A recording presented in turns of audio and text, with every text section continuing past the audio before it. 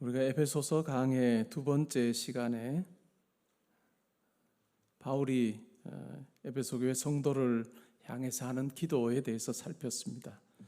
1장 15절부터 23절에 나오는 기도였습니다. 이 기도를 통해서는 에베소 교회 성도들이 하나님을 깊이 알기를 원한다라고 그렇게 간구했습니다. 하나님께서 과거에 베푸신 그 하나님의 은혜가 무엇인지, 또 미래에 베푸실 그래서 성도로 하여금 가지게 할 소망이 무엇인지, 그리고 현재 함께 하시면서 붙들어 주시는 그 하나님의 능력의 풍성함을 알기 원한다라고 그렇게 간구했습니다. 오늘 에베소 3장에서도 바울의 기도를 만나게 됩니다. 이 바울의 기도를 보면 우리의 삶에 있어서 가장 중심에 예수 그리스도께서 함께 하시기를 구하는 그와 같은 기도를 하고 있습니다. 바울의 기도의 핵심을 보면 우리의 속사람이 강건해지는 것을 간구하고 있습니다. 우리의 속사람이 강건해지기를 원합니다 라고 하는 기도이죠. 우리가 신앙생활을 하면서 때로는 우리의 필요를 구하는 기도를 할 때가 많습니다. 우리의 필요를 구하는 기도, 그와 같은 기도도 우리 가운데 필요한 부분이죠. 그러나 우리가 성도로 살면서 오늘 이 바울의 기도를 통해서 배우게 되는 부분이 있다면, 내 속사람이 강건해지기를 원합니다 하는 이 기도가 반드시 필요하다라고 하는 부분입니다. 우리가 성막을 놓고 보면 세 부분으로 나눌 수 있습니다. 성막이 이제 나중에 시간이 지나서 성전으로 바뀌지만, 우리가 구약시대의 성막을 놓고 보면 구약의 성막에 이 바깥들이 있습니다. 바깥 마당이 있죠. 이 바깥 마당에는 누구라도 갈 수 있는 공간입니다. 바깥 마당. 그러나 성막 안에는 두 개 방으로 되어 있습니다. 첫 번째 방이 바로 성소이죠. 성소는 제사장들이 들어가서 하나님 앞에 제사를 드리는 곳이 바로 이 성소입니다. 그리고 성막에서 가장 거룩한 공간이 바로 지성소라 할 수 있겠죠.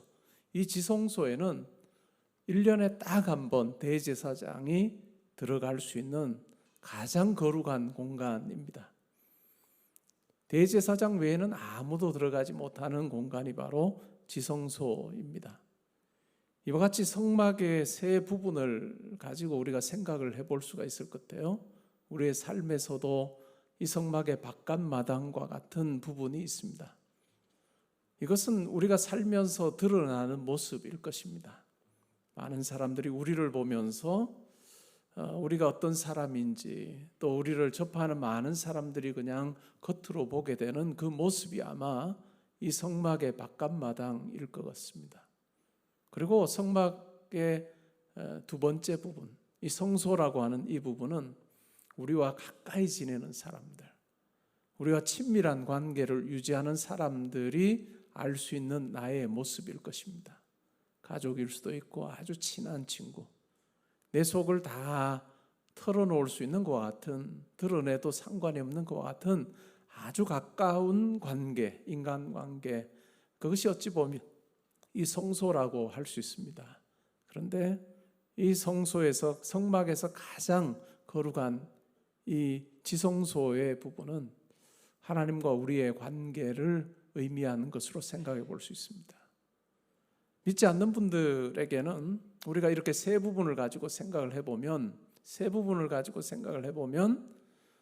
이 바깥마당 그리고 성소 정도의 그 관계로 살아갑니다. 근데 우리 성도에게는 매우 중요한 그 관계가 있는데, 그것이 바로 하나님과의 관계입니다.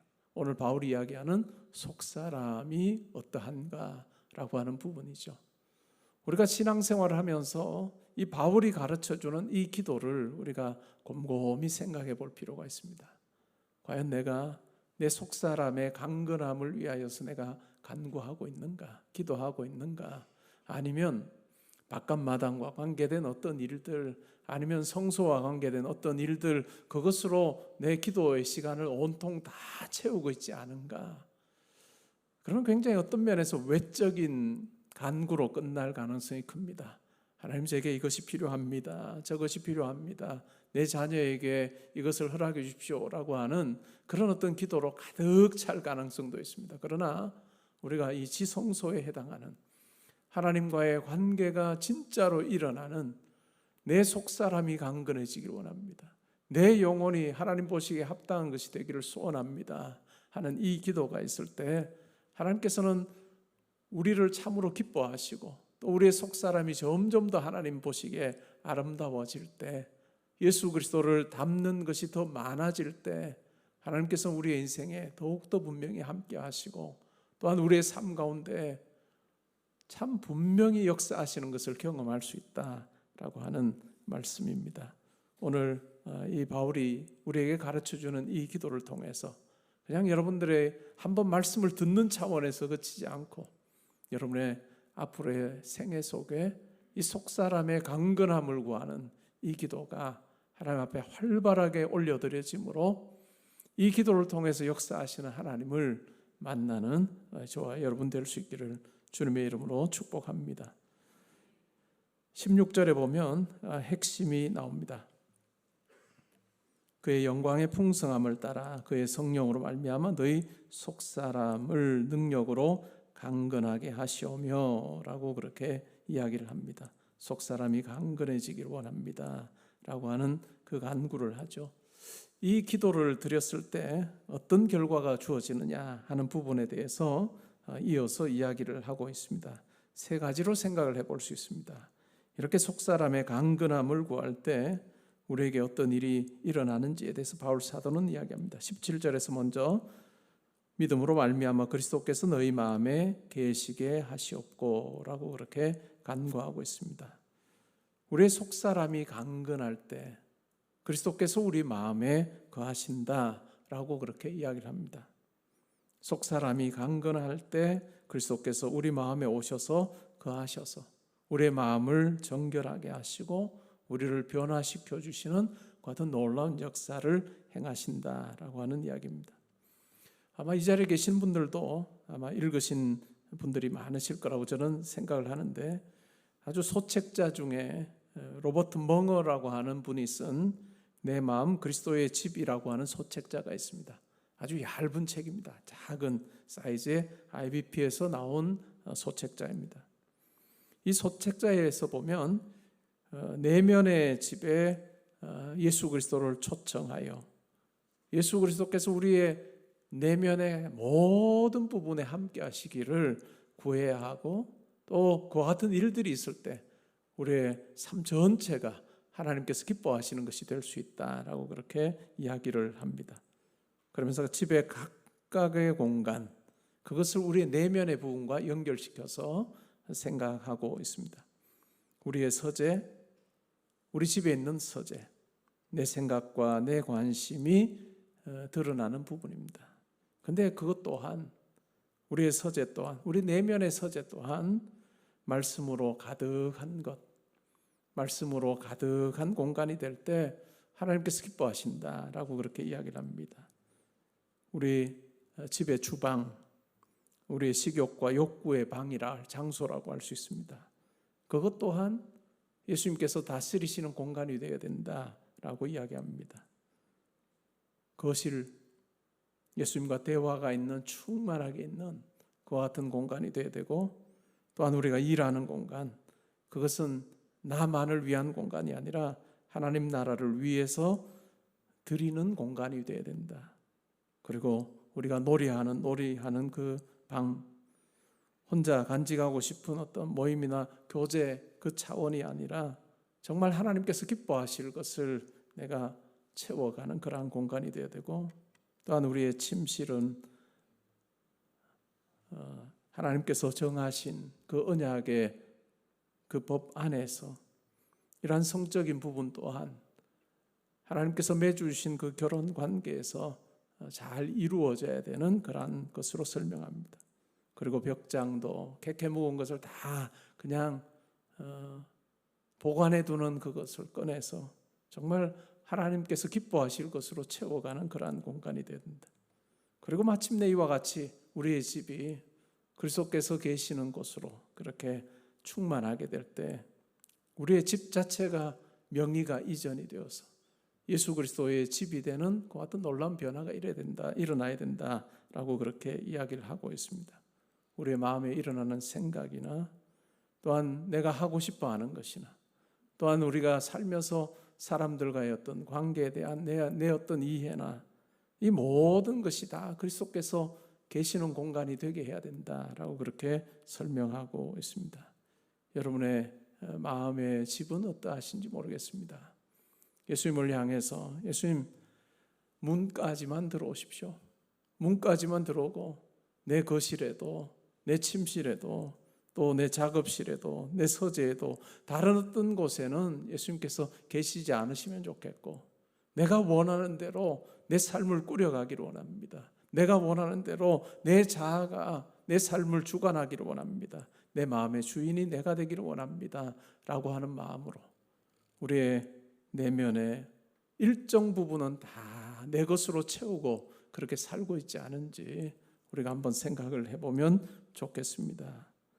바울이 속사람의 강건함을 위해서 기도할 때 그리스도께서 마음에 계시게 되는데 예수 그리스도께서 우리의 마음 전체를 주장하셔서 우리가 생각하는 것이나 우리가 하나님 앞에 즐거워하는 것이나 또 우리가 사람들을 만나서 사귀고 또한 교제하는 그 모든 것이 또한 내가 일하며 열심내는 그것 또한 그리스도께서 기뻐하실 것으로 채워가는 그러한 거룩한 우리의 마음이 되면 좋겠습니다. 두 번째는 우리가 속사람의 강건함을 위해서 기도할 때 그리스도의 사랑을 더 깨닫게 됩니다. 18절에 보면 능히 모든 성도와 함께 지식에 넘치는 그리스도의 사랑을 알고 그 너비와 길이와 높이와 깊이가 어떠함을 깨달아 라고 하는 이야기를 하고 있습니다. 우리가 속사람의 강건함을 구할 때 그리스도의 사랑을 더 많이 깨닫게 됩니다. 그리스도의 사랑을 더 많이 깨닫는 만큼 내가 하나님 앞에서 어떠한 존재인가가 더 분명하게 됩니다. 내가 하나님 앞에서 내 가치가 어떠한 것인지도 확인하게 됩니다. 그렇지 않으면 우리가 살면서 우리의 가치라고 하는 것을 세상의 것으로 우리가 평가하게 됩니다. 내가 가지고 있는 것이 얼마나 많으냐? 내가 얼마나 건강하냐? 아니면 내가 물려줄 것이 얼마나 많은가? 또 내가 어떤 위치에서 내가 살고 있는가? 세상의 그 가치를 따라서 자기를 평가하게 됩니다. 그러면 이 평가는 항상 가변적일 수밖에 없습니다.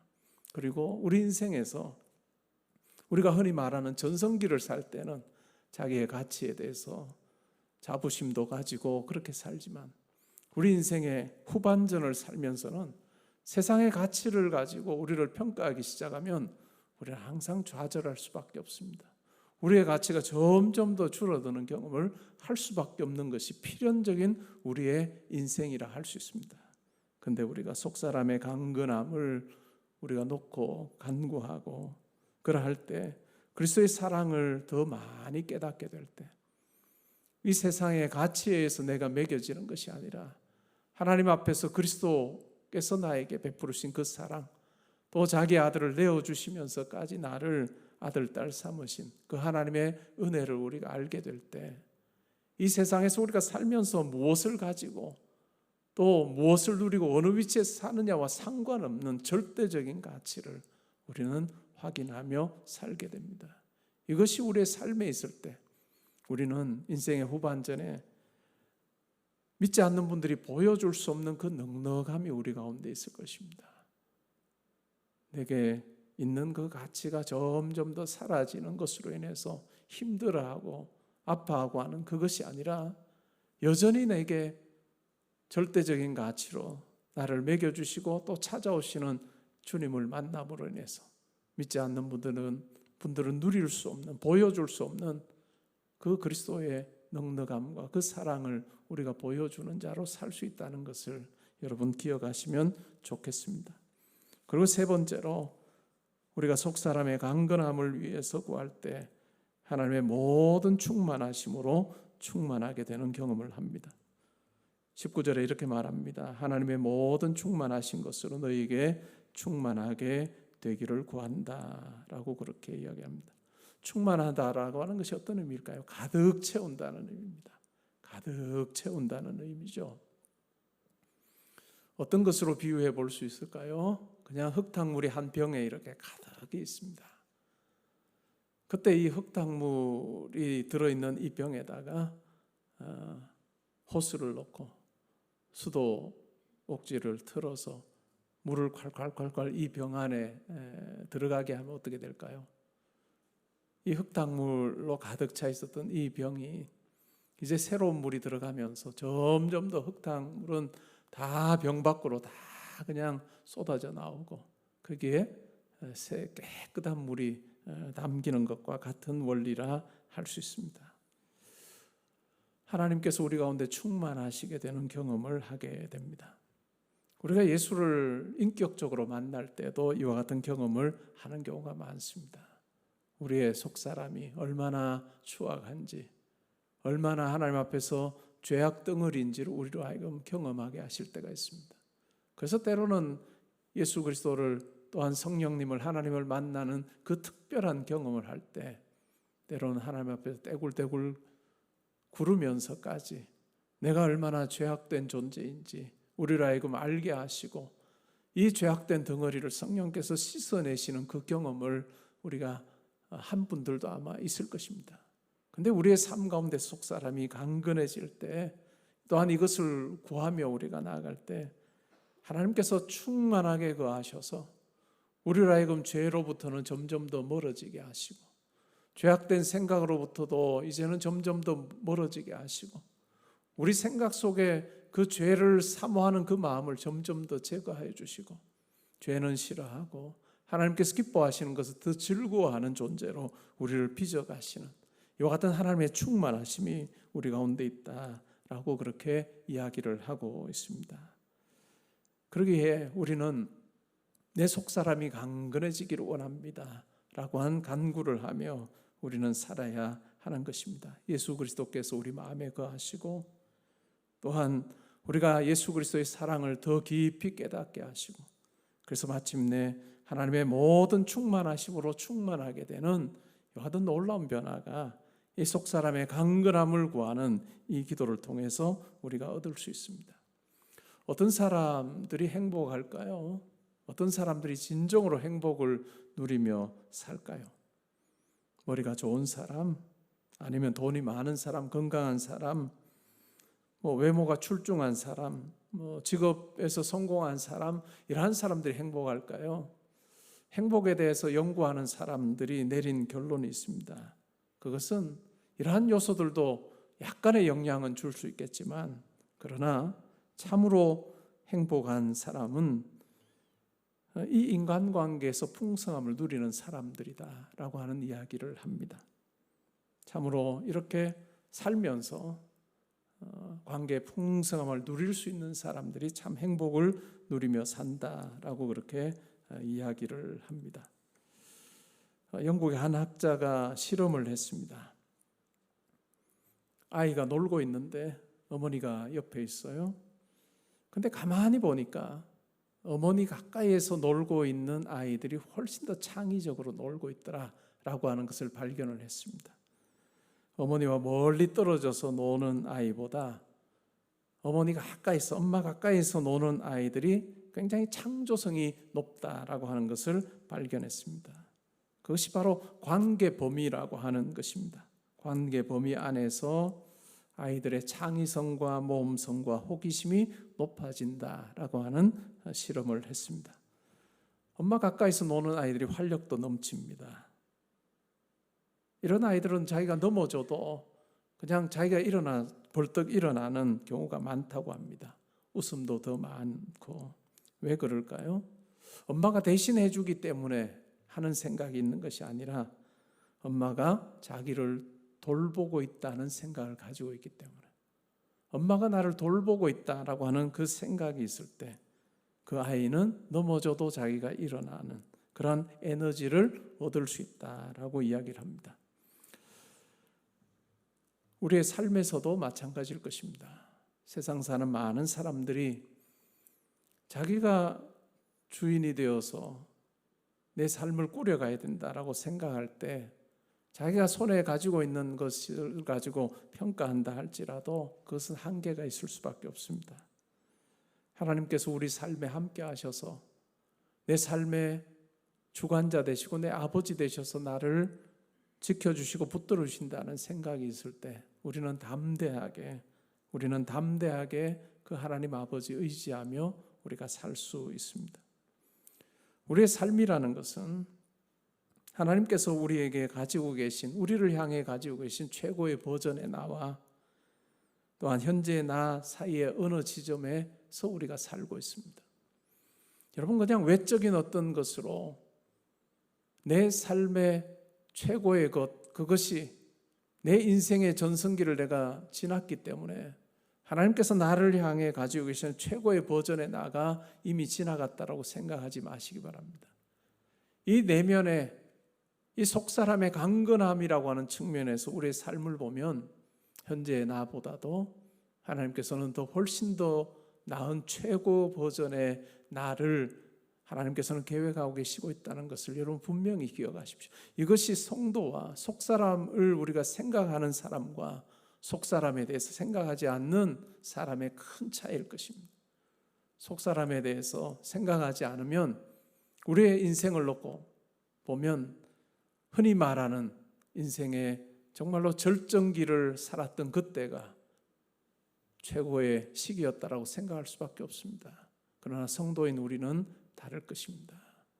속사람의 강건함을 우리가 구하면서 하나님께서 내 속사람을 정말 멋지게 빚어가실 그것을 우리가 생각해 보면 현재의 나가 정점에서 내려온 나가 아니라 나를 통해서 정말 예수 그리스도를 닮는 그 모습이 아주 분명하게 되기를 원하시는 그 하나님의 최고의 버전의 나가 아직 있다는 것을 우리가 생각을 해보면 우리의 삶에서 무엇을 향해서 내가 살아야 할 것인가, 어떤 목표를 가지고 달려가야 할 것인가 라고 하는 것이 분명해질 것입니다. 그리고 이와 같은 것을 가지고 하나님께서 다윗을 보실 때마다 내 마음에 맞는 자라라고 인정하셨던 그것을 우리가 생각을 해보면 우리의 속사람이 하나님 보시기에 더 아름답고 강건해진다면, 하나님께서 기뻐하신다면 하나님께서 우리의 삶을 어떻게 주장하시고 어떻게 인도해 가실지 우리는 아무도 모르는 것입니다. 주인의 쓰시기에 합당한 그릇으로 내가 깨끗하게 준비가 되면 하나님께서 우리 삶을 들어 사용하시되 우리의 계획이나 우리의 눈에 보이는 어떤 사람들과의 관계의 어떤 그 작용에 의해서 우리의 삶이 꾸려지는 것이 아니라 우리의 눈에는 보이지도 아니하는, 도무지 우리가 생각하지도 못했던 그러한 사람들까지 다 움직이셔서 하나님께서 우리 삶 가운데 개입하시는 경험을 여러분 하실 수 있으면 좋겠습니다. 오늘 읽은 말씀에 보면 20절에 우리 가운데서 역사하시는 능력대로 우리가 구하거나 생각하는 모든 것에 더 넘치도록 능히 하실 이에게 교회 안에서 그리스도 예수 안에서 영광이 대대로 무궁하기를 원하노라 라고 그렇게 고백하고 있습니다. 바울의 고백입니다. 우리 가운데 역사하시는 능력대로 우리가 구하거나 생각하는 모든 것에 더 넘치도록 하시는 하나님이라고 고백합니다. 이 에베소 3장 20절이 저의 삶의 구절입니다. 제 삶을 인도해 오신 하나님을 생각할 때마다 저는 항상 이 구절이 떠오릅니다. 제가 구하거나 생각하는 모든 일에 넘치도록 하셨던 하나님이다 라고 하는 고백을 합니다. 제 삶을 더듬어 볼 때가 많습니다. 기도의 자리에서도 더듬어 보고 또한 살면서도 자주 제 삶을 더듬어 봅니다. 그러면 제가 계획하지 않은 길로 하나님께서 인도하신 경우가 참 많았습니다. 하나님께서 제 삶의 방향을 트시고 그곳으로 저를 인도해 오신 하나님, 그래서 하나님의 계획이 이것이었구나 저로 하여금 깨닫게 하신 적이 참 많습니다. 저의 경우만 그럴까요? 여러분의 삶도 그럴 것입니다. 바울은 이것에 대해서 너무나도 생생한 체험을 했습니다. 바울은 예수 믿는 자를 핍박하는 자로 살았습니다. 열심을 냈습니다. 그런 바울을 부활하신 주님께서 만나 주셔서 구원 백성 삼으시고 이방인의 사도로 그를 불러주셨습니다. 평생 예수 믿는 자를 핍박하며 옥에 가두고 죽이는 일에 앞장서며 살다가 끝나야 되는 그와 같은 바울을 예수 그리스도께 택하셔서 많은 이방인들에게 예수 그리스도의 복음을 전한 자로 살게 하셨습니다. 그 길에 물론 핍박도 있고 어려움도 있었습니다. 그러나 그가 흔들리지 않을 수 있었던 것은 부활하신 주님께서 자기 안에 역사하신다. 자기의 속사람을 강건하게 하셔서 날마다 새로운 기쁨으로 감격으로 하나님의 일에 동참하게 하시는 그 하나님을 그가 경험했기 때문에 그는 어려움 가운데서도 꿋꿋이 복음 전하는 그 사명을 잘 감당했는데 그와 같은 일에 하나님께서는 함께 하셔서 자기가 구하거나 생각하는 것보다 항상 넘치도록 하셨습니다. 바울이 에베소서를 자기 인생의 말년에 기록을 하면서 이야기를 합니다. 그런데 바울이 죽은 후에 세상을 떠난 후에 2000년 가까운 이 시점에서 우리가 이 바울의 기도를 생각을 해보면 바울의 삶을 들어 사용하셔서 온 세계, 유대인에게만이 아니라 온 세계 이방인에게, 각 족속에게, 각 민족에게 그리스도의 복음이 전파되게 하셔서 오늘날에는 26억 명의 사람들이 예수 믿는 자로 분류되는 이 정도의 놀라운 열매를 하나님께서 주셨다라고 얘기합니다. 그래서 많은 학자들은 그런 이야기를 합니다. 기독교 역사에서 바울이 없었다면 오늘날과 같은 이와 같은 각 족속의 하나님께로 나아가는 그와 같은 일들은 없었을 수도 있다라고 이야기합니다. 그 고백을 하고 있습니다. 저는 우리의 인생을 생각할 때 그냥 내가 세상 살다가 끝나는 정도로 우리가 생각하지 않으면 좋겠습니다. 우리가 살았던 이 땅에서의 삶을 하나님께서는 어떻게 들어 사용하셔서 또한 우리 후대에 어떤 영향력을 미칠지 우리는 아무도 모릅니다. 그러하기에 우리의 생각이 그냥 내가 이 세상 사는 동안 잘 먹고 잘 살자 이것으로, 그래서 소모하는 것으로 끝나지 않고 우리가 하나님 앞에서 속사람이 강건하여서 흔들림 없이 하나님 나라 또 하나님 위해서 섬기는 그것을 통해서 우리의 그 인생이, 우리의 그 삶이 이어져서 많은 사람들에게 거룩한 영향력을 끼치는 것이 될 때 하나님께서 우리를 보시며 참 기뻐하실 것이다 라고 생각을 합니다. 그래서 우리의 기도가 눈앞에 보이는 그것으로 그냥 끝나지 아니하고 우리 인생 전체를 놓고 기도하고 또한 우리 후손들을 놓고 기도하고 나를 통해서 영향받을, 때로는 우리가 알지도 못하는 그와 같은 하나님의 놀라운 일하심을 우리가 구하면서 우리가 기도할 때 우리의 삶이야말로 하나님의 손에 들려 있을 때 얼마나 존귀하게 가치 있게 하나님께서 사용하실지 우리는 아무도 모릅니다. 그러하기에 우리가 하나님 앞에 기도할 때 먼저 우리의 속사람의 강건함을 놓고 기도하고 이것이 준비될 때 하나님께서 우리를 들어 사용하시는 것을 경험하게 되는 우리 모두가 되면 좋겠습니다. 우리가 한 가지 기도 제목을 가지고 하나님 앞에 기도하며 나갑니다. 이 한 가지의 기도 제목 또한 어찌 보면 우리의 삶의 가장 거룩한 지성소의 부분과 연관된 것이면 좋겠습니다. 여러분의 그 한 가지 기도 제목을 이루어 주시는 하나님을 경험하는 차원으로 그치지 않고 하나님께서 제 기도를 들어주심으로 이것이 하나님께는 영광이 되고 많은 사람들에게는 거룩한 영향력을 끼치는 것이 되기를 소원합니다.